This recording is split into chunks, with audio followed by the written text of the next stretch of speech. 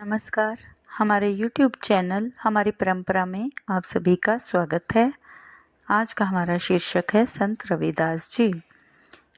एक महान संत जिन्होंने जीवन भर समाज में फैली कुरीति जैसे जात पात के अंत के लिए काम किया और अपने आध्यात्मिक वचनों से सारे संसार को एकता और भाईचारा का पाठ पढ़ाया।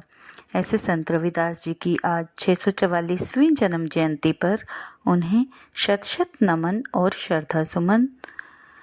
माघ पूर्णिमा विक्रमी संवत 1433 तदनुसार सन 1377 फरवरी को रविदास जी का जन्म वाराणसी में एक चर्मकार परिवार में हुआ था। उनके पिता का नाम रघु और माता का गुरविनिया था। रविदास जी ने साधु संतों की संगति से पर्याप्त व्यवहारिक ज्ञान प्राप्त किया था। वे जूते बनाने का काम किया करते थे और अपना काम बड़ी ही लगन तथा परिश्रम से करते थे। समय से काम को पूरा करने पर बहुत ध्यान देते थे। संत रामानंद जी के शिष्य बनकर उन्होंने आध्यात्मिक ज्ञान अर्जित किया। संत रविदास जी ने स्वामी रामानंद जी को कबीर साहब जी के कहने पर गुरु बनाया था, जबकि उनके वास्तविक आध्यात्मिक गुरु कबीर साहब जी ही थे। उनकी समयानुपालन की प्रवृत्ति तथा मधुर व्यवहार के कारण उनके संपर्क में आने वाले लोग भी बहुत ही प्रसन्न रहते थे।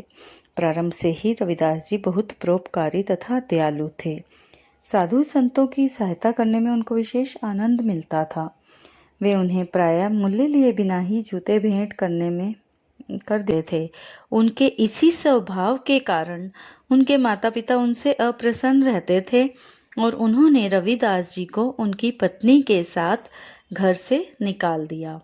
रविदास पड़ोस में ही अपने लिए एक अलग इमारत बनाकर तत्परता से काम करने लगे और शेष समय ईश्वर भजन तथा साधु संतों के सत्संग में व्यतीत करते थे।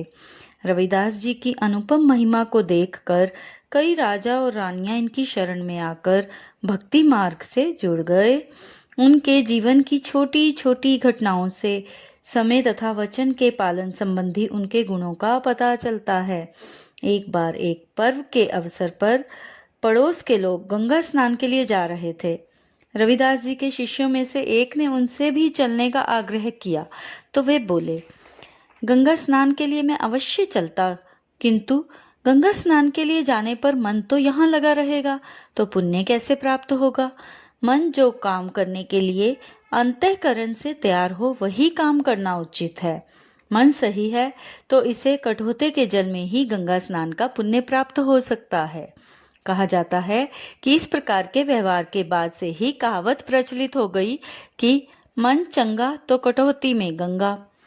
रविदास जी ने ऊंच नीच की भावना तथा ईश्वर भक्ति के नाम पर किए जाने वाले विवाद को सारहीन तथा निरर्थक बताया और सबको परस्पर मिलजुल कर प्रेम पूर्वक रहने का उपदेश दिया। वे स्वयं मधुर तथा भक्तिपूर्ण भजनों की रचना करते थे और उन्हें भाव विभोर होकर सुनाते भी थे। उनका विश्वास था कि राम, कृष्ण, करीम, राघव आदि सब एक ही परमेश्वर के विविध नाम हैं। वेद, पुराण आदि ग्रंथों में एक ही परमेश्वर का गुणगान किया गया है। कृष्ण, करीम, राम, हरि, राघव जब लग एक न पेखा, वेद कतेब कुरान पुरानन सहज एक नहीं देखा। चारों वेद के करे खंडोती, जन रविदास करे दंडोती। उनका विश्वास था कि ईश्वर की भक्ति के लिए सदाचार, परहित भावना तथा सद्व्यवहार का पालन करना अति आवश्यक है। अभिमान त्याग कर दूसरों के साथ व्यवहार करने और विनम्रता तथा शिष्टता के गुणों का विकास करने पर उन्होंने बहुत बल दिया। अपने एक भजन में उन्होंने कहा है, कह रविदास तेरी भक्ति दूरी है, भाग बड़े सो पावे, तजी अभिमान मेटी आपा पर, पिपिलक हवे चुनी खावे। उनके विचारों का आशय है कि ईश्वर की भक्ति बड़े ही भाग्य से प्राप्त होती है। अभिमान शून्य रहकर काम करने वाला व्यक्ति जीवन में सफल रहता है। जैसे कि एक विशालकाय हाथी शक्कर के कणों को चुनने में असमर्थ रहता है, जबकि लघु शरीर की पिपीलिका अर्थात चींटी इन कणों को सरलतापूर्वक चुन लेती है। इसी प्रकार अभिमान तथा बड़प्पन का भाव त्याग कर विनम्रता पूर्वक आचरण करने वाला मनुष्य ही ईश्वर का भक्त हो सकता है। रविदास जी की वाणी भक्ति की सच्ची भावना, समाज के व्यापक हित की कामना तथा मानव प्रेम से ओतप्रोत होती थी। इसीलिए उसका श्रोताओं के मन पर गहरा प्रभाव पड़ता था। उनके भजनों तथा उपदेशों से लोगों को ऐसी शिक्षा मिलती थी जिससे उनकी शंकाओं का संतोषजनक समाधान हो जाता था और लोग स्वतः ही उनके अनुयायी बन जाते थे। उनकी वाणी का इतना व्यापक प्रभाव पड़ा कि समाज के सभी वर्गों के लोग उनके प्रति श्रद्धालु बन गए। कहा जाता है कि मीराबाई उनकी भक्ति भावना से बहुत प्रभावित हुई और उनकी शिष्या बन गई थी। वर्णाश्रम अभिमान तजी, पदरज बंध ही जासू की, संदेह ग्रंथि खंडन निपन, बानी विमुल रविदास की। आज भी संत रविदास जी के उपदेश समाज के कल्याण तथा उत्थान के लिए अत्यधिक महत्वपूर्ण हैं। उन्होंने प्रमाणित कर दिया है कि मनुष्य अपने जन्म तथा व्यवसाय के आधार पर महान नहीं होता है। विचारों की श्रेष्ठता, समाज के हित की भावना से प्रेरित कार्य तथा सद्व्यवहार जैसे गुण ही मनुष्य को महान बनने में सहायक होते हैं।